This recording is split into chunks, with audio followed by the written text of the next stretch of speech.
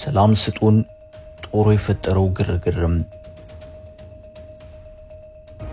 መፈንቅለ መንግስትም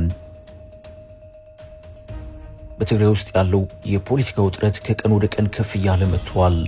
ጦርነቱ በፕሪቶሪያ ስምምነት መሰረት ካቆመ በኋላ ሲታሽ የቆየ የትግራይ ፖለቲካ ነጌታቸው ረዳን ከመቀሌ ወደ አዲስ አበባ አሰድዶም አልበረደም። በተለይም ከፌደራል መንግስቱ ጋር ዳግም ወደ ውጥረት መግባቱና ጦርነት ሊነሳ ይችላል የሚል ስጋት መፈጠሩ በትግራይ ውስጥ ያለውን የፖለቲካ ውጥረት አጋግሎታል። ከሰሞኑ በትግራይ ዋና ከተሞች የተጀመረው የጦሩ አመጽ ትግራይ ፖለቲካ ውስጥ እጅግ አደገኛ ነው እየተባለ ይገኛል። ከትላንት በስቲያ መቀሌ ላይ የጀመረውና ሰላም እንፈልጋለን የሚል መፈክር ያነገበው የደሞዝ ጥያቄ በተለያዩ አካባቢዎች ዛሬም ቀጥሎ ውሏል። ምንድነው እየተፈጠረ ያለው? ኤርትራ ጋር ወደ ግጭት ሊገባ ይችላል በተባለበትና ሁኔታዎች በተካረሩበት ጊዜ በትግራይ የመፈጠሩ ምክንያቱ ምን ይሆን? በርካታ የጦር አመራሮች ስለመታሰራቸውም እየተነገረ ነው። እስከ መጨረሻው ድረስ አብራችሁን ቆዩም።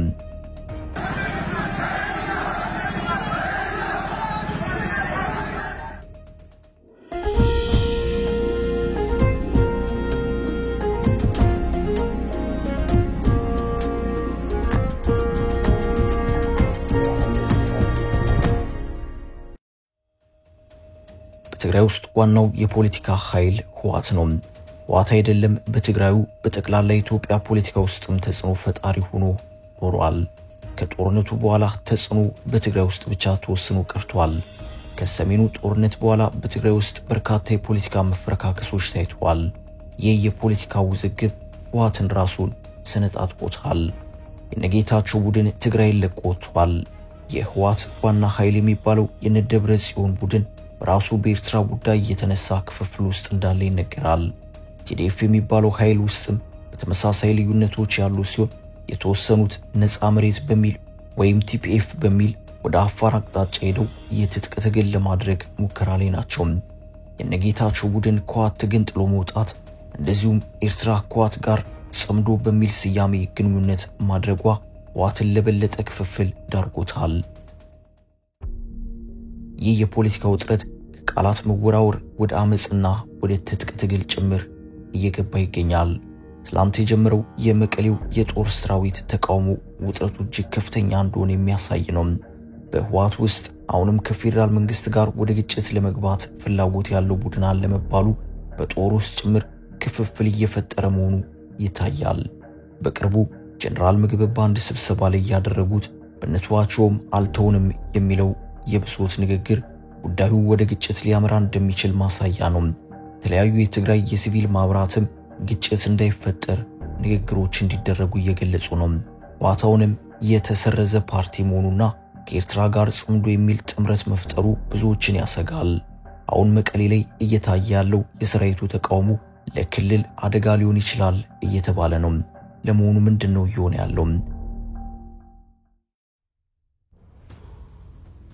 በትግራይ ኃይሎች ውስጥ ያሉ የአርሚ 22 አባላት ሰኞ ጥቅምት 3 2018 ዓ.ም ከጧቱ ጀምሮ እስከ ትላንት ጥቅምት 4 ድረስ በመቀሌ ውስጥ በሚገኙ ዋነኛ መንገዶች ላይ ወጥተው ቅሬታቸውንና ጥያቄያቸውን አሰምተዋል።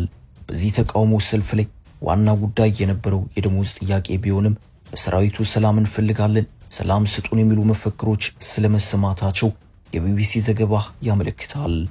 የሰራዊቱ አባላት ምላሽ የሚፈልጉ ጥያቄዎችን ያቀረቡት በሌተናል ጀነራል ታደሰ ወረደ ለሚመራው የትግራይ ጊዜያዊ አስተዳደር ሲሆን ሰልፈኞቹ ጠዋት ላይ ወደ አስተዳደሩ ጽሕፈት ቤት በመሄድ ቅሬታቸውን አሰምተዋል። ታጣቂዎቹ ትጥቅ ያልያዙ ሲሆን አብዛኞቹ ግን የሰራዊቱን ካኪ ወይንም የደንብ ልብስ ለብሰው ታይተዋል። ሰልፉ ከትላንት በስቲያ የጀመረና አመሻሹን ከተወካዮች ጋር በተደረገ ንግግር የተዘጉ መንገዶች ተከፍተዋል ቢባልም ሰልፉ ግን ዛሬም ቀጥሎ ነው ያለው። መስከረም 4 2018 ዓ.ም በማዕከላዊ የትግራይ ዞን በሚገኘው ነበለት አካባቢ መናኸሪያና መንገድ ተዘግቶ ነው ያለው። የዘጉት የሰራዊቱ አባላት ናቸው። በምስራቅ ትግራይ ሐውዜንም ዛሬ ተቃውሞ ተስፋፍቶ መንገዶች ጭምር ተዘግተው ውለዋል። አደባባይ የወጡት የትግራይ ኃይሎች አባላት በጋዜጠኞች ፎቶ ለመነሳት በቪዲዮ ለመቀረጽ እንደዚሁም ጥያቄዎችን ለመመለስ ፈቃደኞች አልነበሩም ነው የተባለው። የሚያሳየው ምናልባትም ጉዳዩ ከልክ የሚያልፍ ከሆነ ተጠያቂነት እንዳይፈጠር በመስጋት ሊሆን ይችላል። ታጣቂዎቹ ወደ ጊዜያዊ አስተዳደሩ ጽሕፈት ቤት ገብተው እንደነበርና አንዳንድ የአመጽ እንቅስቃሴዎች እንደነበሩም ዘግይቶ የወጡ መረጃዎች ያመለክታሉ። አርሚ 22 የተባለው የትግራይ ኃይሎች ክፍል ካምፓቸው ከሚገኝበት አካባቢ ተነስተው መንገዶችን በመዝጋት ወደ ፕሬዝዳንቱ ጽሕፈት ቤት ነበር የሄዱት። የሰራዊቱ አባላት ዋነኛ ጥያቄያቸው በተለይም ከደሞዝ ክፍያ ጋር የተያዘ የነበረ ቢሆንም መፈክሮቹ ግን ሰላምን እንፈልጋለን የሚሉ ከደሞዝ ጋር ያልተያዘ ጥያቄም አስተጋብተዋል። ጊዜያዊ አስተዳደሩ የሰራዊቱን ጥያቄ መመለስ የማይችል ከሆነ የሌላውን ህዝብ ጥያቄ መመለስ አይችልም በማለት ጥያቄያቸው ቅድሚያ እንዲሰጡ የሚጠይቁ መፈክሮች ተሰምተዋል። አንዳንዶች ይህንን እንቅስቃሴ መፈንቅለ መንግስት ሙከራ ሊሆን ይችላል እያሉ ይገኛሉ። ጀነራል ታደሰ ወረደ ከኤርትራ ጋር እየተደረገ ያለውን ግንኙነት አይደግፉም። በዚህ ምክንያት መፈንቅለ መንግስት ሊደረግባቸው ይችላል የሚሉ ፍንጮች ጀነራል ጻድቃን ከሰሞኑ ከኤንቢሲ ቴሌቪዥን ጋር በነበራቸው ቆይታ ሰጥተው ነበር።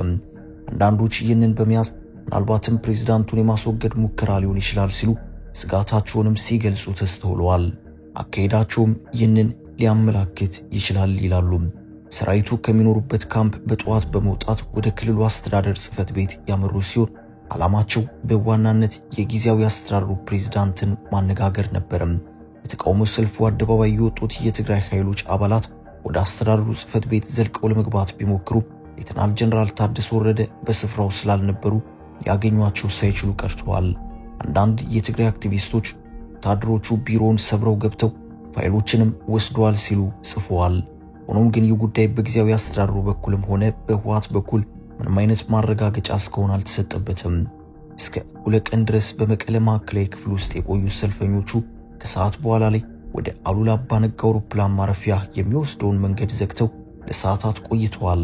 በዚህ ምክንያት በረራዎች እንደተስተጓጎሉ ተነግሯል። በተመሳሳይ አዲ ሃውሲ፣ ሰባካሪና ዲያስፖራ በሚባሉ አካባቢዎች መንገዶች መዘጋታቸው እንቅስቃሴ ተስተጓጉሎ መቆየቱን መረጃዎች ያመለክታሉ። ከሰዓት ከ11 ሰዓት በኋላ ለተቃውሞ ሰልፍ አደባባይ የወጡ የአርሚ 22 አባላት ተወካዮች የትግራይ ጊዜያዊ አስተዳደር ፕሬዝዳንት ሌተናል ጀነራል ታደሰ ወረደን ጨምሮ ሌሎች የክልሉ ከፍተኛ ኃላፊዎች በተገኙበት ውይይት ማድረጋቸው ተገልጿል። ይሁን እንጂ ሰልፉ በዛው ዕለትም የቀጠለ ሲሆን ምሽቱን ሰልፉን አስተባብራቸዋል የተባሉ የሰራዊቱ አመራሮች በቁጥጥር ስር መዋላቸውን መረጃዎች ያመለክታሉ። ሆኖም ግን ሰልፉ በተለያዩ አካባቢዎች ዛሬም ቀጥሎ ውሏል። ትላንት በተደረገው ውይይት ከክልሉ ባለስልጣናትና ከሰራዊቱ አባላት ተወካዮች ውጪ ማንም አልታደመም። ጋዜጠኞችም ሆኑ ሌሎች አካላት እንዳይገቡ ተደርጓል። የትግራይ ኃይሎች ጥያቄያቸውን ካቀረቡ በኋላ ጥያቄዎቹ ደረጃ በደረጃ ታይተው ምላሽ ያገኛሉ የሚል መልስ ቢሰጣቸውም ነገር ግን ተቃውሟቸውን ቀጥለዋል። የክልሉ ከፍተኛ አመራሮች ለውይይት ዝግጁ መሆናቸውን ካሳወቁ በኋላ በሰልፈኞቹ ተዘግተው የተሽከርካሪዎች እንቅስቃሴ ተስተጓጉሎባቸው የነበሩ መንገዶች የተከፈቱ ቢሆንም ነገር ግን በዛሬው ዕለትም በትግራይ ክልል አንዳንድ አካባቢዎች መንገዶች ተዘግተው ስለመዋላቸው የሚያመላክቱ መረጃዎች አሉ። በመቀሌ የጀመረው የታጣቂዎች ተቃውሞ ዛሬም በአጉላህ፣ በሐውዜን፣ በአዲግራትና በውቅሮ ተቃውሞ እየተደረገ ስለመሆኑ መረጃዎች ያመለክታሉ። በዚህ የተነሳ ከአዲግራት ውቅሮ መቀሌ የሚወስደው መንገድ ዝግ በመሆኑ መኪኖች መንገድ ላይ ለመቆም ተገደው እንደነበር መረጃዎች ያመለክታሉ። በትግራይ ኃይሎች ውስጥ ከሀገር መከላከያ ሰራዊት ከቀድሞ የክልሉ ልዩ ኃይል እንደዚሁም ጦርነት ከተጀመረ በኋላ የገቡ ወጣቶችም የሚገኙበት ሲሆን በደሞዝ አከፋፈል ዙሪያ ያላቸውን ጥያቄ ይዘው ወደ አደባባይ መውጣታቸውን የቢቢሲ ዘገባ ያሳያል። በዚህ ተቃውሞ ውስጥ ሰላም ስጡን፣ የህዝብ ጥያቄ አትመልሱም፣ ድምጻችን ይሰማ አይነት መፈክሮች መደመጣቸው ነገ ከነገ ወዲያ የሰልፍ አቅጣጫውን ስቶ ወደ ብጥብጥ እንዳያመራ እየተሰጋ ይገኛል። በዚህ የተቃውሞ ሰልፍ ውስጥ እየተሳተፉ ያሉ ኃይሎች ከዚህ ቀደም በመከላከያ ሰራዊት ውስጥ የነበሩ ጭምር ናቸው ተብሏል።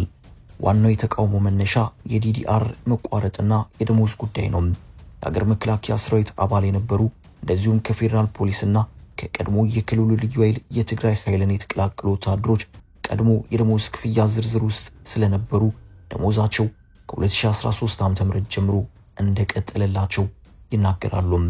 ሆኖም ግን ጦርነቱን በ2013 ዓ.ም እና በ2014 ዓ.ም የተቀላቀሉ ወጣቶች ደሞዛቸው ይከፈላቸው የጀመረው ከ2015 ዓ.ም በኋላ እንደሆነ በመጥቀስ ልክ እንደ ሌሎቹ ድጎማ ይሰጠን አድሎ አይፈጠር ለ2013 ዓ.ም እና ለ2014 ዓ.ም ክፍያ ይሰጠን ብለው ጥያቄ ቢያስነሱ ፈጣን ምላሽ ሊሰጣቸው አልቻለም። ሰልፈኞቹ ከደሞዝ ጥያቄ በተጨማሪ ቤት መስሪያ መሬት እንዲሰጣቸውም ጠይቀዋል። በቅርቡ በጦርነቱ ለተገደሉ ሰዎች ቤተሰቦች ቤት መስሪያ መሬት መሰጠት ተጀምሯል። በቀጣይ በጦርነቱ የአካል ጉዳት ለደረሰባቸው ሰዎችም ቦታ እንደሚሰጥም ተገልጿል።